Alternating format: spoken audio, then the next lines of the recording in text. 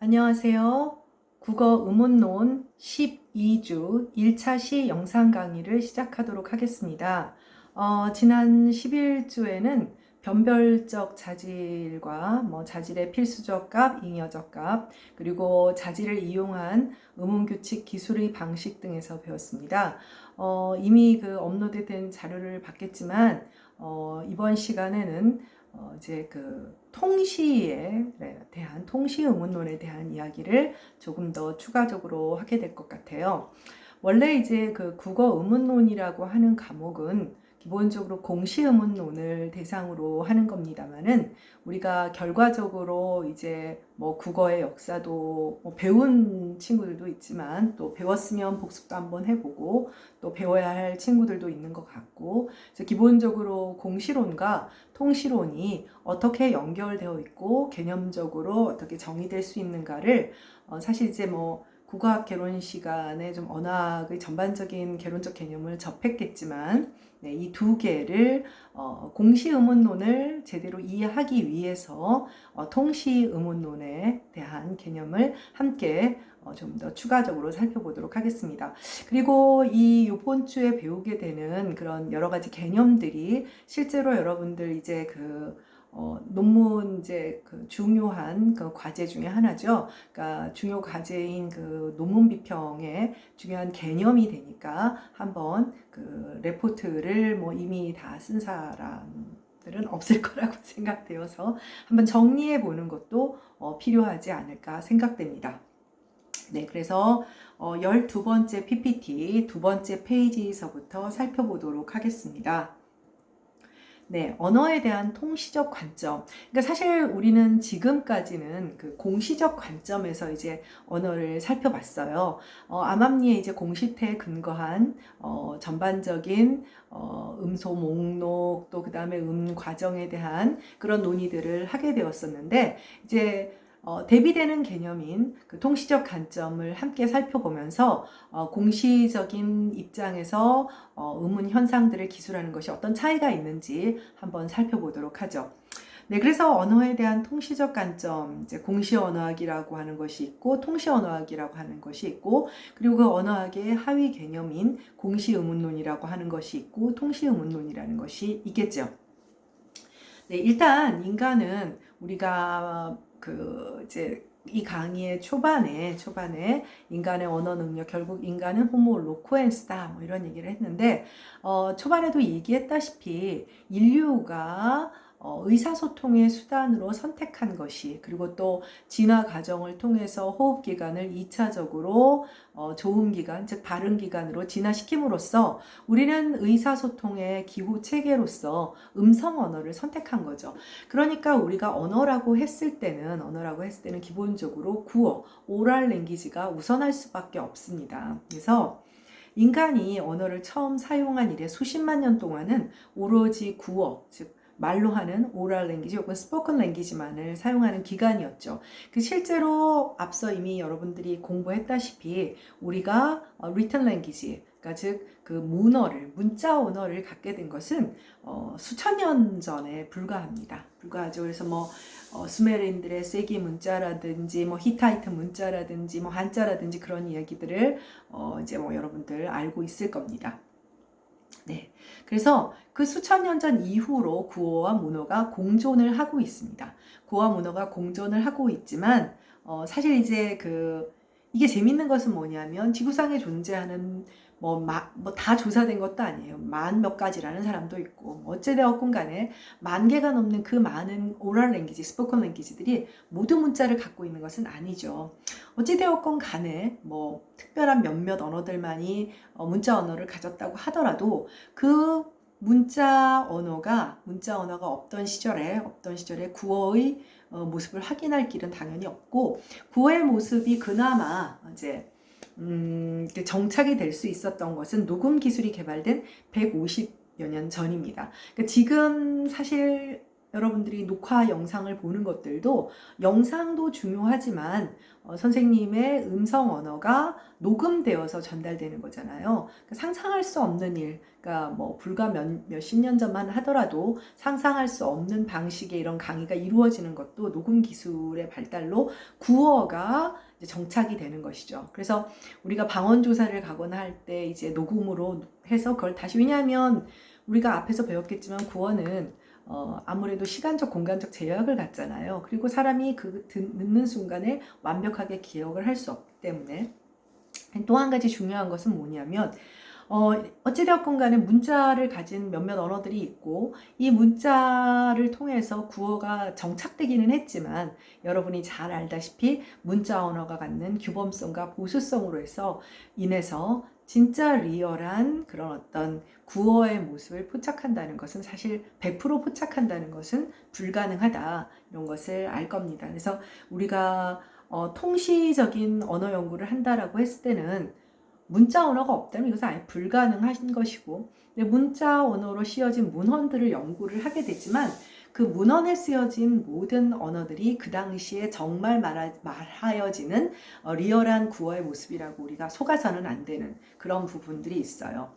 네, 그러나 문자 언어가 없는 것보다는 훨씬 더 뭐랄까요, 유리하겠죠. 그러니까 문자 언어가 없는 언어들보다는. 네, 그래서 다음 페이지로 가겠습니다.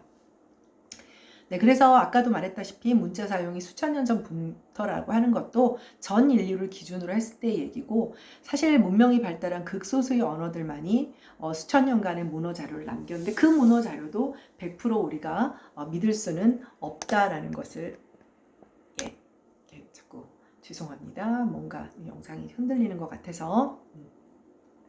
네, 그래서 대다수의 언어들은 과거에 뭐 수만 년 동안 사용해왔던 그 역사를 확인할 길이 없는 거죠. 그렇다면 이제 현대 이렇게 녹취된 그런 언어 자료들, 이제 흔히 말뭉치라고 하는데, 말뭉치 자료라고 해서 구어 자료도 있고 문어 자료도 있어요. 이런 자료들이 남아 있으니까 후대의 학자들은 상대적으로 우리가 너무 15세기의 훈민정 창제 당시에 세종이 어떻게 말했을까라고 궁금하지만 도저히 알 수 없잖아요. 상대적으로 후대의 학자들은 뭐 20세기의 구어의 상태라든지 21세기의 구어 상태를 어떤 말뭉치 자료들, 데이터들을 통해서 확인할 수 있는 가능성이 좀 더 있겠죠. 네, 그 다음 달라. 그다음 19세기 이제 유럽인들은 문어 자료를 대상으로 언어의 역사를 학문적으로 연구하는 역사 언어학이라는 그런 학문을 발전시켰습니다. 뭐 간단하게 말하면 언어의 역사를 살펴보는 것이죠. 그리고 당연히 이런 경우에는 그 연구의 대상이 이제 문헌 자료, 즉 문자 언어로 씌어진 그런 자료들이 되겠죠. 근데 이 역사 언어학은 상대적으로 역사 비교 언어학 혹은 언어 지리학의 발달과 아주 밀접한 관련을 가지고 있어요. 그러니까 이 무렵이 무엇이냐 하면 서구 열강들이 이제 식민지 침략을 시작하던 시기이고, 그러면서 이제 어떤 다른 자국의, 사실 이제 이 역사 언어학, 특히 역사 비교 언어학의 시작은 영국이 인도를 식민지화하면서 인도의 고대 언어인 산스크리트어, 뭐 한자어로는 버머라고 합니다. 그 산스크리트어가 말하자면 인도 고대어죠. 인도의 고대 언어가 이제 유럽 제어들과 너무나 비슷한 모습을 보인다는 것을 알게 되고, 그래서 이들이 계통적으로 같구나, 같은 뿌리에서 나왔구나 라는 것을 통해서 인도 유럽 어적, 인도 유러피안 랭귀지 패밀리라고 하는 어떤 계통론적인 연구를 하게 되니까 당연히 어떻게 돼요? 과거의 조상 언어의 모습을 찾아보는 것이니까 역사적인 연구가 되고, 또 여러 다른 언어들을 비교하게 되니까 comparative라는 그런 용어를 사용하게 되는 거죠. 그래서 이 역사 비교 언어학이라고 하는 학문이 기본적으로 이제 역사 언어학과 같은 개념이고, 뭐 계통론이라는 언어 계통을 따지는 것이니까 계통론이라는 그런 개념과도 연결이 됩니다. 물론 역사 언어학이 역사 비교 언어학보다는 훨씬 포괄적인 개념이에요. 그러니까 역사 언어학은 반드시 언어 간의 계통을 따질 필요는 없죠. 그렇죠? 한 언어의 과거의 역사를 문헌을 토대로 연구하는 것일 수도 있기 때문에 역사 언어학이 훨씬 더 그 포괄적인 개념인 것은 확실합니다. 또 언어지리학이라고 하는 것은 이제 지오그라피예요. 뭐 몇 년 전인가요? 4, 5년 전에 노벨 경제학상을 받은 사람은 경제지리학, 뭐 지리경제학, 뭐 사실 우리가 뭐 인문지리나 뭐 이런 지리 보면 그 지리적인 상황과 경제적인 무역 상황, 뭐 경제적 상황 이런 것들이 굉장히 밀접하다는 걸 알고 있잖아요.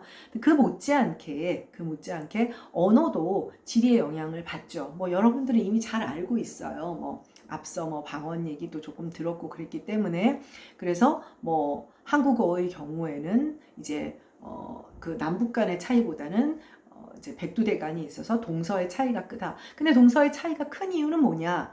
이제 지리적으로 큰 산맥이 가로막고 있으니까 인적 교류가 쉽지 않다는 것이죠. 인적 교류가 쉽지 않으니까 지리적인 분포상의 차이가 생긴다. 그래서 섬의 언어가 그런 차이가 있다. 이런 것들이 이제 확인이 되는 것이죠. 그런 것들을 언어지리학. 이 언어지리학은 말 그대로 언어 간의 지리적 차이에 따른 계통적 분화를 살펴보기도 하고요. 한 언어 내부에서의 방언에서 예를 들면 뭐 영어도 영어 내부에서 방언 차이가 있듯이 뭐 한국어의 경우라면 어떻게 될까요? 동남방언과 서남방언, 서북방언과 동북방언이 어떻게 다릅니까? 이 언어지리학은 여러 언어와의 뭐 비슷한 계통을 가지고 있는 유럽 언어들 같은 경우 가장 대표적이겠죠. 영어랑 프랑스어보다는 영어가 독일어가 더 가깝다. 이것은 지리적인 차이와 어떤 속성에 근거하고 있는가 뭐 이런 것을 연구하는 것이고 한 언어 내부에도 그런 지리적인 차이가 있죠. 한 언어 내부의 경우에는 우리가 흔히 방언학 혹은 방언지리학이라고 얘기를 합니다. 방언학, 방언지리학. 그래서 어쨌든 언어와 지리와의 관계에 대한 그런 연구를 하게 되는데 이런 것들이 사실은 다 따지고 보면 기본적으로 역사 언어학 왜냐하면 지리적 차이에 따른 언어 분화의 차이를 살펴보는 것 여러분들 등고선 알고 있죠? 지리에서 말하는 근데 언어의 그 차이가 등어선이라는 것도 있어요. 네, 그래서 거의 같은 지리학적 개념을 사용하는데 결과적으로 이런 연구들은 뭐냐면 다 역사와 관련이 있게 되죠. 예를 들면 방언 조사를 해봤더니 동남방언에는 성조가 남아있는데 중부방언에는 남아있지 않다. 그럼 중부방언에 15세기에는 성조가 있었잖아요. 그러면 결과적으로는 동남방언이 역사적으로 과거의 모습을 가지고 있다라고 되니까 당연히 언어지리학적인 연구는 역사 언어학과 밀접한 관련을 갖게 되는 거라고 할 수가 있습니다. 역사 언어학을 이제 통시 언어학이라고도 하죠. 네, 다음 페이지로 가도록 하겠습니다. 그래서 이제 여러분들이 이제 뭐 막연하게는 좀 알고 있겠지만 시간의 흐름에 따른 언어의 변화하는 모습은 통시태, 그래서 다이아크로니라고 하고요. 이게 여기 보면 크론이라는 말, 크로놀로지라고 하는 게 연대기잖아요. 그러니까 시간을 나타내는 의미고 다이아는 이제 꿰뚫는다라는 그런 어떤 접두사 같은 거니까 시간을 꿰뚫는 것이니까 이제 통시태가 되는 거죠. 이 통시태를 연구하는 분야를 Diachronic Linguistics, 통시 언어학이라고 합니다. 그리고 시간이 멈춘 한순간의 언어의 모습을 이제 공시태, synchronized 뭐 그 얘기 한번 해줬었잖아요. 이 공시태를 연구하는 분야를 공시 언어학이라고 이제 합니다. 그래서 역사 언어학이라고 하면 조금 더 좀 이게 역사라는 말이 좀 더 일반적인 표현이니까 일반적인 표현이고 공시 언어학에 대비되는 개념으로 좀 철저히 사용하려고 할 때 통시 언어학이라는 용어를 사용하게 됩니다. 그렇죠? 그리고 또 한 가지 뒤에서 한번 다시 또 아마 요번 주에 다시 공시태에 대한 얘기가 나오긴 할 텐데 그러면 여러분들 지금 공시태를 보니까 뭐예요? 공시태에 대한 정의가 시간이 멈춘 한순간의 언어의 모습이라고 했잖아요. 그런데 여러분이나 내가 알다시피 시간이 멈춘 찰나의 순간이라고 하는 것은 판타지 영화나 드라마 속에만 있죠. 실제 시간은 멈춘 순간이 이론적으로 존재하지 않잖아요. 현실 세계에서. 그러니까 결과적으로 공시태라고 하는 것은 리얼하게 존재하는 상태는 아니죠. 그러니까 공시태는 가설적 개념이다. 실제로 시간이 멈출 수 없으므로. 그래서 공시태는 그럼 이런 가설적인 개념, 가정의 상황을 왜 만드느냐? 자, 만약에 언어가 끊임없이 변화한다. 그렇게 말하면 우리가 앞서 배웠던 우리 국어 의문론은 사실 공식 의문론이었잖아요. 현대국어에서 나타나는 여러 가지 의문 과정이나 음소 목록이니까. 그러면 현대국어에서 나타나는 여러 가지 대치 과정 이런 것들은 미묘하게 끊임없는 변화를 겪으니까 아예 기술이 대상이 될 수가 없죠. 그렇게 될 수 없으니까 잠정적으로 이렇게 어떤 공시태라는 것을 두고 예를 들면 21세기 전반 2020년 이 시기에 국어 음소 목록은 어떠하고 음원 과정은 어떻게 실현이 되는가를 기술하기 위한 거예요. 그러니까 이론적으로 그렇게 생각하지 않으면 아무런 얘기를 할 수가 없죠. 예를 들면 여러분들 과학에서 진공 상태를 만들어서 실험을 하는 경우가 있잖아요. 여러분이나 내가 알다시피 상식적으로 지구상에는 진공의 상태라고 하는 거는 없다고 알고 있어요. 그런데 진공 상태를 만들어서 말하자면 실험적 조건을 만들어서 우리가 이런 상황에서 어떤 일이 벌어진다라고 하는 결과를 예측하고자 하는 거잖아요. 그렇기 때문에 공시태는 그러한 실험 조건, 그다음에 이것은 실험을 하는 것은 아니지만 기술 조건, 어떤 조건을 만들어서 우리가 어떤 변화하지 않는 그 상황을 그럼 21세기에 지금 2020년에 한국어의 여러 가지 음소 목록, 음운 과정들을 기술할 수 있게 한 이론적 가정이라고 생각을 하면 됩니다. 네, 다음 페이지로 가기 전에 펜크로니라고 하는 거 한번 얘기했던 것 같은데 이 개념은 여러분도 알다시피 앞서 왜 우리 기호 얘기할 때 페르디낭 드 소시르라고 하는 스위스의 언어학자를 이야기한 적이 있잖아요. 그래서 기본적으로 그 사람이 이제 제안한 개념인데요. 근데 이렇게 보면 이론적으로 설명할 때는 시험 공부하기는 참 좋아요. 깔끔하게 정리가 돼서 개념적으로 나뉘니까요. 그런데 방금 말했다시피 일단 공시태가 이론적 허구물이죠. 네, 이론적 조건이니까. 그래서 제자들이 이제 그 소시르가 죽고 난 다음에 이제 구후드 링기스틱 제너럴 일반 언어학 강의라고 하는 책을 만들었다고 했잖아. 강의 노트를 만든 거란 말이에요. 강의 노트를 스승님의 얘기가 너무 훌륭하니까 강의 노트를 책으로 출간한 거예요. 그래서 그 후대에 이제 여러 가지 새로운 주해 작업을 하면서 제자들이 너무 소시르의 양분법적인 통시태와 공시태의 양분을 강조한 것이 아니냐. 그래서 실제로 통공시태를 아우르는 펜크로니, 요새 말하는 팬데믹 할 때 그 팬과 같은 개념이에요. 펜크론이라고 하는 개념도 사실은 소시르가 제안을 하고 있습니다. 근데 펜크론에 대한 얘기는 일반적으로 잘 안 하고요. 우리가 일단은 개론이기 때문에 학부 수준 개론이기 때문에 통시태와 공시태의 개념만 정확하게 이해하고 있으면 됩니다. 네, 다음 페이지로 가도록 하겠습니다. 네, 우리 이제 지금 잠깐 이제 공시론을 잠깐 읽고 이제 그 통시론 쪽의 얘기를 조금 맛보기를 하는 거예요. 그래서 국어사를 배운 우리 4학년들은 한번 정리를 하고 그래 이게 그런 얘기였었구나 라고 정리를 하고 국어사를 혹시 앞으로 듣게 될 친구들이 또 있더라고요. 그런 친구들 같은 경우는 이런 개념들을 기억해 놓으면 좋겠죠. 언어 변화, 이 언어 변화의 유형이라고 하는 것이 있습니다. 언어는 우리가 의문론을 공부하지만 소리만 변하는 건 아니에요. 언어라고 하는 것의 기본 두 축은 뭐라고 했죠? 소리와 뜻이잖아요. 이제 뜻, 의미죠. 그러니까 소리도 변화할 것이고 뜻도 변해요. 근데 이 의미의 변화에는 어휘적 의미가 변화하기도 하고 문법적 의미가 변화하기도 하죠. 우리가 간단히 말하면 문법 변화도 있고 또 어휘의 변화도 있다라고 하는 겁니다.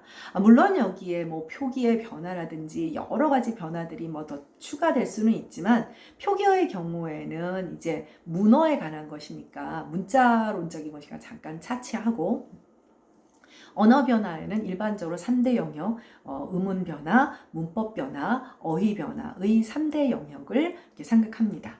보통은 이렇게 유형적 분류를 하죠. 먼저 음운 변화에 대한 이야기를 해보면 음운 변화는 다른 영역에 비해서 상대적으로 현저한 규칙성을 보이는 경향이 있어요. 예를 들면 여러분들 지금 앞에서 공시론을 봐도 물론 그 수학 공식처럼 인풋과 그 조건이 맞으면 아웃풋이 탁탁 떨어져서 나오는 것은 아니지만 상대적으로 다른 인문학적인 사항보다 우리 문학이나 이런 것을 생각해 보세요. 그러니까 상대적으로 룰이라기보다는 regularity, 규칙성을 가지고 있는 것은 맞습니다. 그러니까 규칙성이라고 했을 때는 예외는 분명히 존재한다는 것을 인정을 하는 것이죠. 그래서 음운 변화의 법칙이라고까지 할 수는 없지만, 법칙이라고 하면 정말 예외가 없는 거잖아요. 법칙이라고까지 할 수는 없지만 음운 변화는 어떤 일정 시기에, 뭐 16세기면 16세기, 뭐 20세기면 20세기 일정 시기에 동일한 환경이라면 그 음의 변화의 방향은 대개의 경우 동일하게 일어나는 경향이 있죠. 우리가 물론 앞서 규칙적 변화, 불규칙적 변화, 공시론에서도 있기는 합니다만 뭐 비음화 같은 경우 굉장히 규칙적이잖아요. 네, 그래서 전반적으로는 아주 뭐 예외도 없는 그런 법칙이라고 하기는 어렵지만 전체적으로 문법 변화나 어휘 변화에 비해서 규칙성을 가지고 있다라는 것을 이야기하는 겁니다. 자, 음운 변화에는 언어 변화 가운데 음운 변화가 있고, 음운 변화에는 크게 두 가지 변화가 있어요. 무조건 변화와 조건 변화라고 하는 것인데요. 우리가 앞에서 공시론을 얘기할 때는 A가 B가 된다고 화살표를 썼잖아요. 그런데 역사적인 변화에는 부등호 표시를 사용합니다.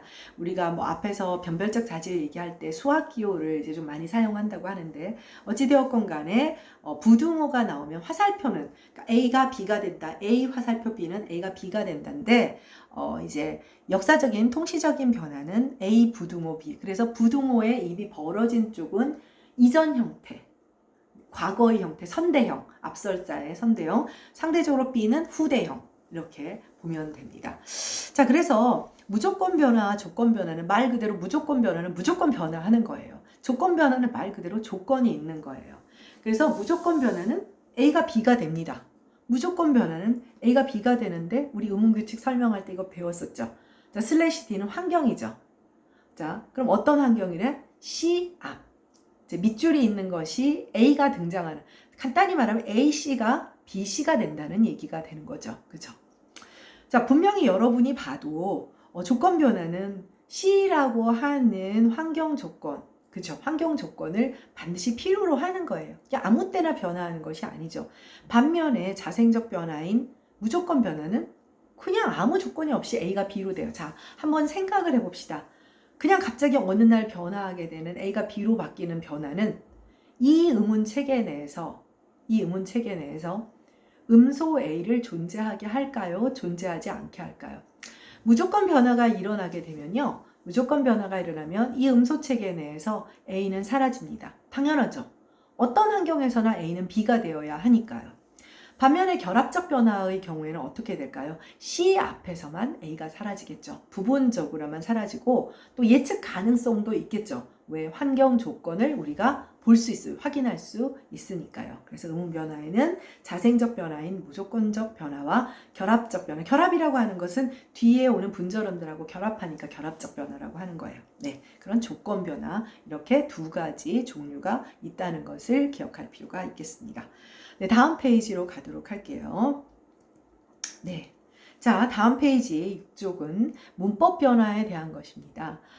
문법 변화에서 가장 중요한 절차는 일반적으로 유추라고 이야기를 많이 합니다. 아날로지라고 하는 것인데, 이는 유추는 뭐 이제 우리가 미루어 짐작하는 것이죠. 그래서 이미 존재하는 어떤 유형을 본받아서 어떤 문법 형태가 새로이 만들어지거나 변화를 입는 것을 말합니다. 사실 유추는 반드시 문법 변화에서만 일어나는 건 아니에요. 우리가 당장 이번 주에 배우겠지만 이제 소리의 변화, 우리 이제 음운론이니까 음운 변화에 많은 관심을 갖잖아요. 음운 변화에도 소리의 동기와 관련되는 그런 변화가 있는 반면 유추에 기반한 그런 변화도 있습니다. 그런데 상대적으로 이제 어떤 문법 변화의 속성을 이야기할 때는 유추가 중요한 기제, 메커니즘이 된다라고 설명을 한다는 거예요. 어휘에서도 유추는 당연히 나타나요. 네. 유추는 음운 변화로 만들어진 불규칙적인 형태들을 규칙적인 형태로 바꾸는 그런 역할들을 하게 됩니다. 음운 변화의 결과가 반드시 규칙적인 것은 아니에요. 음운 변화가 항상 규칙적이라면 어떤 규칙적인 체계가 만들어진 다음에 더 이상 언어는 변화하지 않고 정태적인 상태로 정착되어야 하잖아요. 그런데 우리가 앞서 봤다시피 언어 변화는 끊임없이 일어나요. 끊임없이 일어나기 때문에 사실 이제 불규칙적인 형태들도 만들어지게 되죠. 자, 그러면 문법 변화에서 나타나는 그런 유추의 쉬운 예들을 한번 살펴보도록 할게요. 예를 들면 중세국어에서 용언어가 오가 있어요. 그러니까 지금도 여러분들 뭐 거라 너라 해서 뭐 오너라 가거라 뭐 이렇게 얘기하고, 요즘은 사실은 명령형의 경우 뭐 어라 아라를 사용하고 이렇게 되는데, 여러분 대장금 노래 알죠? 오나라 오나라 맞습니다. 그쵸? 오나라 오나라 기억나죠? 그래서 가의 경우에는 가뿐 아니라 대부분의 용언어가는 이제 선어말어미 거를 선택하는데, 오만 선어어럼이 나를 선택했어요. 그러니까 예외적이죠. 예외적이에요. 그러니까 이 예외성을 가진다라고 하는 것은 뭐냐면, 화자나 청자로 하여금 암기의 부담을, 여러분 이제 불규칙 동사를 생각해 보세요. 뭐 국어의 불규칙 동사도 마찬가지고 또 뭐 영어의 불규칙 동사도 불규칙적인 건 어때요? 결국 암기해야 된다. 암기해야 한다는 것은 화자나 청자, 즉 언중이라고 하죠. 언중들에게, 언어 대중들에게 이제 부담스러운 거예요. 부담스러움. 쉽게 말하고 쉽게 이해하고 쉽게 습득해서 사용하는 것이 언어여야 하는데, 그러다 보면 유추 기제가 발동을 해서 다른 형태, 대다수의 형태에 휩쓸려 들어가게끔 하는 것이죠. 그래서 오 같은 경우 15세기에는 거 대신 나를 사용했지만 다른 모든 용어들이 거를 결합하는 것에 유추하여 거를 결합하게 됩니다. 네, 그 다음에 중세국어에 또 이런 게 있잖아요. 여러분들 아마 리을 뒤에서 기억이 탈락하는 현상들 잘 알고 있을 거예요. 알고가 알오로 나타나는. 근데 현대국어에 어떻게 돼? 아무도 알오라고 안 하죠. 아무도 알오늘이라고 안 하죠. 모두 알고 알거늘. 그쵸? 알개라고 하지 누가 알애라고 해요. 근데 15세기의 뒤에서의 기억 탈락 현상이라고 하는 것은 굉장히 생산적인 현상이었어요. 굉장히 생산적인 현상이었는데, 어느 날 그럼 현대국어에서 지금 우리가 사용하지 않는 거죠. 그러니까 이제 나머지 그 고나 개나 거늘 이렇게 기억을 탈락시키지 않는 형태가 어미들의 형태가 훨씬 더 많았던 것이죠. 그래서 거기에 유추되어서 결과적으로는 이제 알건을 알고 알게로 이제 변화하게 되는 것이죠. 이제 결과적으로 이러한 것들을 유추라고 이야기를 하게 됩니다. 유추라고 이야기를 하죠. 네, 다음 페이지로 가도록 하겠습니다. 네, 잠깐만요. 네, 그 다음에 이제 어휘 변화의 예입니다. 어휘 변화의 예인데, 어휘 변화는 정말 많이 일어나요. 여러분하고 나하고도 상당한 어휘 차이가 있을 거예요. 여러분들 뭐 예를 들면 말줄임을 많이 사용하는 이런 것들도 사실 어휘 변화에 해당하는 것이거든요. 그러니까 언어 변화 가운데 가장 많은 변화를 겪게 되고, 왜냐하면 언중들의 직관이 가장 잘 미치는 것, 어떤 단위로서 인식이 많이 되는 것이 word, 단어. 그러니까 형태소와 형태소가 결합되어서 나타나는 복합어나 합성어잖아요. 그러다 보니까 우리가 이제 문장에 대한 인식이나 또 음소에 대한 인식은 좀 더 분석적이어야 한다면, 직관이 많이 닿는 부분이다 보니까 주변 또 언어 외적인 요소들에 의해서 어휘 변화는 굉장히 많이 일어나게 됩니다. 그래서 새로운 어휘가 생성되기도 하고요. 또 소멸하기도 하고요. 또 그러면서 동시에 의미가 변화하기도 하고, 또 다른 영역의 언어 변화에 비해서 굉장히 그 변화의 폭이 큽니다. 우리가 이제 우리 고유어가 정착된 것을 제대로 볼 수 있는 것이 이제 훈민정음 창제 이후인데요. 아마 여기 대부분 국어자료 강독 수업을 듣거나 들었을 겁니다. 여러분들이 느끼다시피 전체적으로 고유어가 많이 사라지고 대체되는 한자어들이 많이 나타나는 것을 확인할 수 있을 거예요. 이것도 어휘 변화의 한 속성이에요. 그 다음에 20세기 이후에는 중국식 한자어보다는 뭐 일본식 한자어라든지 뭐 일본식 한자의 경우에는 언어 순화 작업으로 굉장히 이제 그 정화가 많이 이루어졌죠. 그러나 그 대신 영어를 포함한 유럽 여러 언어들의 그런 영향을 많이, 이런 것도 다 사실 어휘 변화와 관련이 있는 겁니다. 어휘의 생성 같은 경우는 뭐 여러분들 도움이라는 단어를, 이 단어가 굉장히 오래전부터 썼던 것 같지만 이 도움이라는 단어는 80년대 정도에 엑스포, 대전 엑스포가 무슨 엑스포 때 그거를 이제 옆에서 서포터하는 자원봉사자, 근데 이제 그 마치 올림픽에서 그 이제 시상대에서 이렇게 뭐 이렇게 정복을 갖춰 입은, 유니폼을 갖춰 입은 사람들처럼 그런 사람들을 선발을 하는 일이 있었는데 그 명칭에 대한 것, 근데 그때 나온 것이 도움이에요. 근데 사실 도움이라고 하는 명사형에다가 이를 붙인 것은 비문법적인 구조인데도 지금은 일반화되어서 그 도움이라는 형태에 근거한 나머지 파생 형태들도 굉장히 많이 나왔죠. 또 여러분들이 사용하는 동아리라든지 새내기도 내가 이상하다고 했잖아요. 파생명사 형태에다가 접두사가 붙은 것이라든지 그런 것들은 새로운 어휘의 생성이라고 할 수 있죠. 그래서 상대적으로 예를 들면 동아리의 원래 표현은 서클이었는데 여러분들 중에 서클이라고 쓰는 사람은 없죠. 지금 서클은 뭐 서클렌즈에서나 나타나고 있을까요? 그러니까 그러면 그 언어는 고유어건 뭐 외래어건 간에 이제는 소멸을 하게 되는 거죠. 그런 단어들은 뭐 이루 말할 수 없이 많죠. 말할 수 없이 많고요. 뭐 의미의 변화 같은 것들도 있어요. 의미가 확장되기도 하고 의미가 굉장히 커지기도 하고 의미가 축소되기도 하죠. 고유어의 경우에는 주로 아예 한자어에 대신하거나 해서 사라지는 경우도 많지만 의미가 축소되는 경우들도 굉장히 많다고 할 수가 있어요.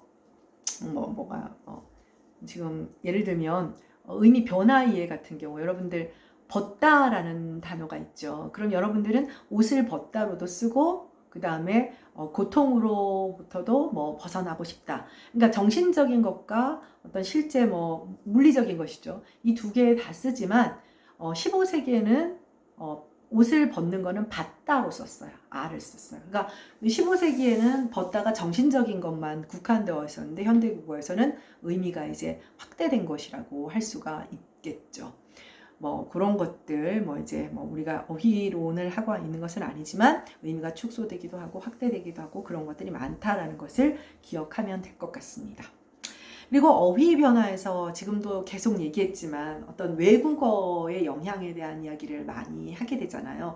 왜냐하면 우리가 어휘 차용을 많이 하게 되거든요. 왜 어떤 우리에게 없는 새로운 문물이 들어올 때는 예를 들면 구체적인 거는 물건이 들어올 때 외래어가 같이 들어오게 되고 혹은 추상적인 개념도 그 외래어와 함께 들어오게 됩니다. 그렇기 때문에 이제 기본적으로 차용은 일반적으로 어휘의 영역에서 많이 일어나게 되죠. 그래서 어휘 차용의 결과를 차용어라고 하고 다른 말로 말하면 이제 외래어가 됩니다. 외래어가 되죠. 그러니까 우리가 지금 컴퓨터라는 말을 일상으로 사용을 하고 있어요. 일상으로 사용하고 있었지만 대체되는 우리말을 만들지 못하니까 그 말은 이제 우리말 하게 되는 거죠. 라디오도 마찬가지고요.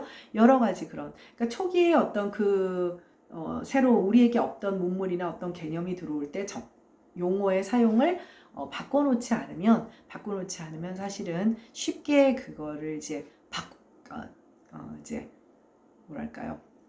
순화하기, 고유어로 순화하기는 어렵다고 할 수가 있어요. 국어의 경우 고대로부터 근대 시기에 이르기까지 주된 차용의 공급어는 당연히 중국이었고요. 전기 중세국어 시기에는 몽고어가 있었어요. 전기 중세국어 시기는 이제 10세기에서 14세기 정도를 말하는데 왜 몽고어가 있었을까요? 그 당시 이제 무신 정권 직후에 이제 몽고가 원나라를 세우면서 이제 중국 대륙의 그 권력을 장악하게 되고, 여러분도 알다시피 원나라가 인류의 역사에서 가장 큰 영토를 가지고 있었던 정복국가였잖아요. 그래서 고려까지 쳐들어오죠. 그래서 삼별초니 이런 기억이 날 겁니다. 근데 그런 그 과정에서 그 다음에 이제 몽고의 지배를 받게 되죠. 그런 과정에서 이제 몽고 차용어들이 이제 사용되게 되죠. 여러분들 보라매 이제 매 이름이죠. 수라 이런 것들 이런 것들이 이제 대표적인 몽고 차용어라고 할 수가 있습니다. 그리고 현대에 이르러서는 여러분도 알다시피 일본어와 영어를 비롯한 유럽 언어들의 어휘 차용이 이루어지게 되죠. 이런 것을 보통 차용이 되게 되는 데는 랭귀지 컨택트, 언어 접촉. 그러니까 요즘 우리가 영어의 영향을 많이 받는 것은 중국보다는 상대적으로 이제 어떤 역사 정치와 역사적인 배경과 많이 관련이 있죠. 몽고도 마찬가지인 거예요. 그 다음에 차용은 언어 간에서도 이루어지만 방언 간에서도 이루어지고 또 차용의 결과가 음운 체계에 영향을 미치기도 합니다. 방언 간에 이루어지는 차용은 뭐냐면 여러분들이 표준어 규정을 들어가 보면 알 수가 있어요. 예를 들면 옴나우트형 같은 경우 자, 아지랑이로 할 거냐 아지랭이로 할 거냐. 아직은 아지랑이가 표준어죠. 옴나우트형은 기본적으로 비표준어예요. 남부지방에서 탄생한 그 방언적 속성이거든요. 그런데 그 남부지방의 방언적 속성과 중부방언의 접촉을 통해서 이제 중부방언도 영향을 받게 되죠. 그럴 경우 이제 규범에서 이것을 표준어로 선택할 거냐 말 거냐를 고민하는데 전반적으로 음라우트형은 이렇게 표준어로 다 수용하지 않고 최대한 좀 자제하려고 하는 그런 경향이 있습니다. 그리고 여기 이제 음운 체계에도 영향을 미친다라고 했는데 여러분 아까 컴퓨터라고 했죠. 여러분들 퓨라는 발음 자연스럽게 할 거예요. 그런데 원래 고유어에 퓨라는 음절이 없어요. 퓨, 뷰, 주 이런 발음. 주는 중세국어에 있었네요. 근데 이런 발음들이 현재 가능해진 것은 뭐냐면 언어 접촉을 통한 그러니까 차용에 의해서 어떤 그 음운 체계에 영향을 미치게 되는 것이죠. 그 다음에 예를 들면 여러분들 뭐 라디오 이런 라면 발음하는데 아무 지장이 없죠. 우리 얘기했잖아요. 그 이유는 바로 이것과 같은 언어 차용의 결과에서 음운 체계 결정적 영향을. 물론 현재의 어도의 유음이 예를 들면 판서음으로도 발음됐다가 설축으로 발음됐다가 하는 것은 음소 배열상의 어떤 제약을 벗어난 것은 아니라고 할 수가 있습니다. 네, 좀 길어졌네요. 자, 1차 시 수업은 여기서 마치도록 하겠습니다.